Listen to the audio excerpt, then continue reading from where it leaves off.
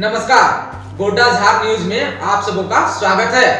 आइए जानते हैं झारखंड की मुख्य बड़ी खबरों को। झारखंड में कोई नया टैक्स नहीं, मजदूरों और किसानों पर फोकस। मनरेगा की मजदूरी 31 रुपए बढ़ाई, किसानों के लिए ऋण माफी योजना। आइए जानते हैं इनके बारे में विस्तार से। झारखंड के वित्त मंत्री रामेश्वर उरांव ने 1 घंटा 15 मिनट के भाषण में राज्य का 91,270 करोड़ रुपए का बजट पेश किया। बजट में न तो कोई नया टैक्स लगाया है, न ही पुराने कर में वृद्धि की है। बजट मजदूरों और किसानों पर फोकस रहा। किसानों के लिए कृषि ऋण माफी योजना आई तो मनरेगा मजदूरों की मजदूरी प्रतिदिन 31 रुपए बढ़ाई गई। इसके अलावा ग्रामीण अर्थव्यवस्था को बढ़ावा देने के लिए 18,653 करोड़ का प्रावधान किया जा रहा है, जो पिछले साल से 11% अधिक है। वहीं दूसरी ओर 12:03 पर जैसे ही उरांव ने बजट पढ़ना शुरू किया, वैसे ही भाजपा विधायकों ने शोर मचाना भी शुरू कर दिया। मुख्यमंत्री हेमंत सोरेन ने भाजपा विधायकों से शांत होने की अपील की, लेकिन वह नहीं माने और शोर करते रहे। उरांव भी लगातार बजट पढ़ते रहे। स्पीकर रविंद्रनाथ महतो विपक्षी विधायकों को आसन पर जाने की अपील की।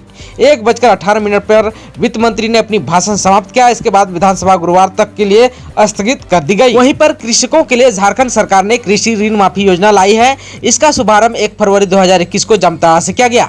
पिछले साल 12,000 करोड़ प्रस्तावित है। सांकेतिक कृषि बिरसा ग्राम योजना के तहत हर जिले बिरसा किसान सर्विस सेंटर की स्थापना की जाएगी।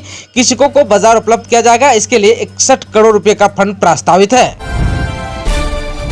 जब पीएससी आवेदकों को बड़ा झटका, सरकार नहीं देगी उम्र सीमा में कोई छूट। झारखंड लोक सेवा आयोग की संयुक्त सिविल सेवा प्रतियोगिता परीक्षा में अधिकतम आयु सीमा की गणना से संबंधित कोई नया प्रस्ताव सरकार के पास विचाराधीन नहीं है। राज्य सरकार ने विधायक सुदीप कुमार के एक सवाल के जवाब में यह जानकारी दी। बता दें कि राज्य सरकार ने इसी साल 5 फरवरी द्वारा जारी संकल्प में इस परीक्षा में अधिकतम आयु की गणना 1 अगस्त 2016 से करने का निर्णय लिया है। झारखंड के बीएड संस्थानों में वर्ष 2020-22 के सत्र में दाखिले के लिए 2 काउंसलिंग होने के बाद भी सीटें रिक्त रह गई। झारखंड संयुक्त प्रवेश प्रतियोगिता परीक्षा परिषद ने अब इन रिक्त सीटों को भरने के लिए तीसरी काउंसलिंग आयोजित करने का निर्णय लिया। यह ऑनलाइन काउंसलिंग 3 मार्च से शुरू हो गई, जो 5 मार्च को अंतिम मेधा सूची का प्रकाशन होगा। 7 से 10 मार्च तक ऑनलाइन रजिस्ट्रेशन तथा सीटों के लिए विकल्प भरे जाएंगे। 15 से 20 मार्च तक आवंटित संस्थानों में नामांकन भी होगा। झारखंड सरकार चमोली पीड़ितों को दे रही है 1 लाख मुआवजा। उत्तराखंड के चमोली में ग्लेशियर फटने से मारे गए लोगों को आश्रितों को मुआवजा देने की प्रक्रिया झारखंड सरकार ने शुरू कर दी है। समाचार एजेंसी ANI के मुताबिक मृतकों के आश्रितों को सरकार 1 लाख रुपए श्रमिक मुआवजा दे रही है। राज्य के श्रम आयुक्त A मुथ्थू कुमार ने मंगलवार को इसकी जानकारी दी। मुथ्थू कुमार ने कहा कि हम 14 परिवारों को मुआवजा दे रहे हैं। श्रम विभाग ने संबंधित जिला के श्रम अधीक्षकों को मुआवजा राशि हस्तांतरित कर दी है। यह 2 या 3 दिनों में पीड़ित परिवारों को दी जाएगी। झारखंड के खेल मंत्री ने की बड़ी घोषणा, हर पंचायत में छोटे स्तर के स्टेडियम का होगा निर्माण। झारखंड सरकार के अल्पसंख्यक कल्याण, पर्यटन, कला संस्कृति और खेल व युवा मामले के मंत्री हफीजुल हसन ने कहा कि राज्य में पर्यटन को उद्योग के रूप में विकसित किया जाएगा। धनबाद के मैथन व तोपचास झील को भी विकसित किया जाएगा। राज्य सरकार पंचायत स्तर पर छोटे छोटे स्टेडियम का निर्माण करेगी। पंचायत स्तर पर सिद्धू कानू क्लब स्थापित किए जाएंगे। झारखंड के हर जिले में खेल अधिकारियों की नियुक्ति हो चुकी है। कला संस्कृति व युवा मामले में भी पुरानी योजना के अलावा नए वित्त वर्ष में नई योजना ली जाएंगी। खबर है झारखंड के रांची से।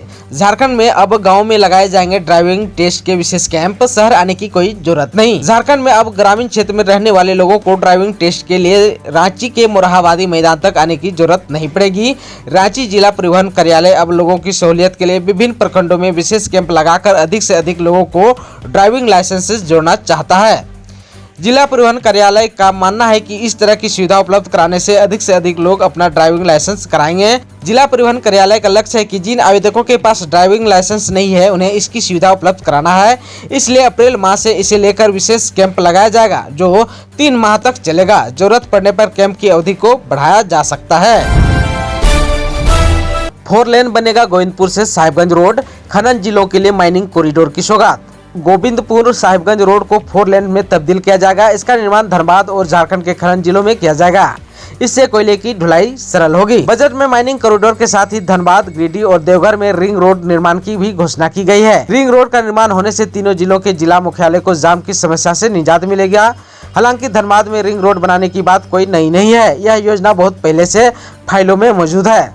जमीन अधिग्रहण का भी काम शुरू हो चुका है, लेकिन बीसीएल के विरोध के कारण मामला अधर में लटक गया। राज्य सरकार शीघ्र लाएगी नई नियोजन व स्थानीय नीति। झारखंड सरकार आने वाले दिनों में नए नियोजन व स्थानीय नीति लेकर आने वाली है। इसमें आदिवासी व मूलवासी समेत सभी वर्गों का ख्याल रखा जाएगा। यह जानकारी बुधवार को दुमका रोड स्थित पार्टी कार्यालय के समीप संपन्न झारखंड छात्र मोर्चा के जिला स्तरीय सम्मेलन में झारखंड छात्र मोर्चा के केंद्रीय अध्यक्ष सह सिल्ली के पूर्व विधायक अमित महतो ने दी। झारखंड मुक्ति मोर्चा की इकाई झारखंड छात्र मोर्चा के केंद्रीय अध्यक्ष महतो ने छात्रों से मजबूत होकर हर परिस्थितियों से लड़ने का आह्वान किया। उन्होंने नियोजन नीति, स्थानीय नीति के साथ ही बजट को लेकर बताया कि हेमंत सरकार आदिवासी, मूलवासी व अन्य सभी वर्गों का ख्याल रखेगी।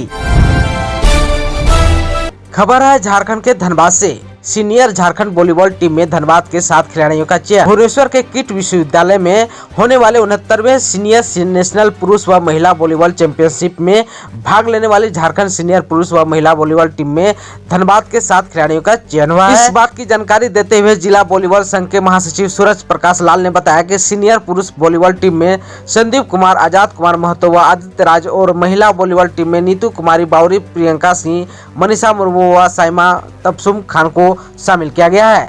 झारखंड टीम में 7 खिलाड़ियों का चयन होना धनबाद के लिए बहुत ही बड़ी उपलब्धि है। झारखंड के आवासीय विद्यालयों में होगा सर्वे, देखा जाएगा कितने सुरक्षित हैं बाल अधिकार। राष्ट्रीय बाल अधिकार संरक्षण आयोग नई दिल्ली पहली बार सूबे के 11 जिलों में मौजूद आवासीय विद्यालय प्री मैट्रिक छात्रावासों का सर्वेक्षण करवाएगा। इसको लेकर आयोग ने झारखंड सरकार के महिला बाल विकास विभाग को पत्र भेजा है। यह सर्वेक्षण पूरे मार्च चलेगा। फील्ड टेस्टिंग के रूप में शुरुआत कमरे स्थित अनुसूचित जनजाति आवासीय विद्यालय से होगी। इसकी जिम्मेवारी बाल विकास संस्था के संजय कुमार मिश्रा को सौंपी गई है। मिली जानकारी के अनुसार सर्वेक्षण कार्य में 10 लोग होंगे। हर जिले में 2-2 लोगों को जिम्मेवारी सौंपी गई है। इसमें बालिका छात्रावास की जांच महिला शोधकर्ता और बालक छात्रावास की जांच पुरुष शोधकर्ता करेंगे।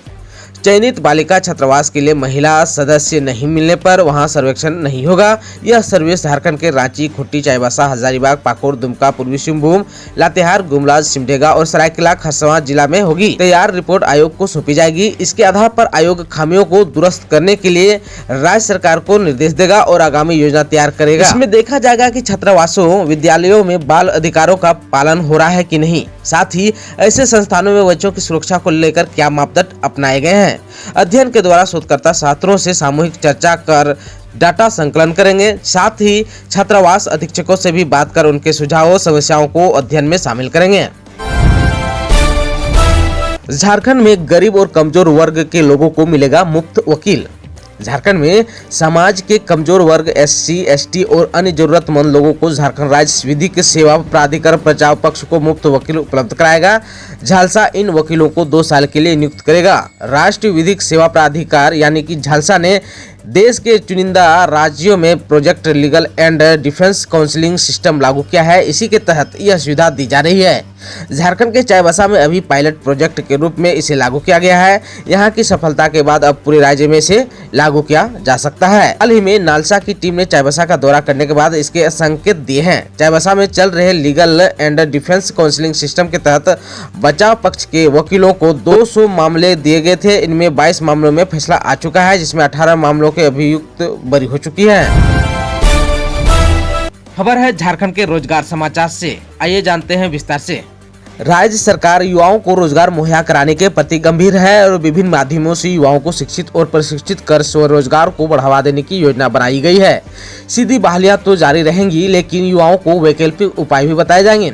बजट के दौरान की गई घोषणाओं के अनुसार अवर शिक्षक सेवा, +2 शिक्षकों, माध्यमिक और प्रारंभिक शिक्षकों को बहाल करने की तैयारी की जा रही है। इसके अलावा व्यापक पैमाने पर युवाओं को स्वरोजगार से जोड़ने के लिए प्रशिक्षण कार्यक्रम चलाए जाएंगे और ऋण एवं अनुदान का प्रावधान सभी विभागों में होगा। खबर है झारखंड के गोड्डा से। जेल में छपा दवा सहित कई प्रतिबंधित सामान मिले। मंडल कारा गोड्डा में बुधवार शाम एसडीओ ऋतुराज के नेतृत्व में छापेमारी की गई। इस दौरान अधिकारियों ने पूरे जेल परिसर की जांच की। एसडीओ ने बताया कि जेल के अंदर व्यवस्था में सुधार हुई है। साफ सफाई, लाइट व सुरक्षा आदि के मुद्दे पर जांच की गई। इस दौरान कैदियों के पास से कुछ प्रतिबंधित दवा मिली, साथ ही तंबाकू आदि भी बरामद किए गए। कोई विशेष आपत्तिजनक सामान नहीं मिले। प्रभारी जेलर प्रतिभा कुजूर को वहाँ व्यवस्था में सुधार के लिए दिशा निर्देश भी दिया गया। एसडीओ ऋतुराज ने कहा कि जेल में जाँच अभियान चलाया गया। इस दौरान जेल की व्यवस्था को भी पड़ताल की गई। जहां स्थिति पहले से बेहतर है, वहीं मामले को लेकर जेलर को आवश्यक निर्देश भी दिया गया। अभियान में दंडाधिकारी सह प्रभारी जेलर प्रतिभा कुजूर भी शामिल थी। खबर है झारखंड के दुमका से। बोकारो के साथ दुमका देवघर से घरेलू उड़ान शुरू होगी। वित्त मंत्री रामेश्वर उरांव द्वारा पेश बजट में आगामी वित्त वर्ष में बोकारो और दुमका हवाई अड्डा से उड़ान के तहत नियमित उड़ान सेवा प्रारंभ करने की प्रयास करने की घोषणा की।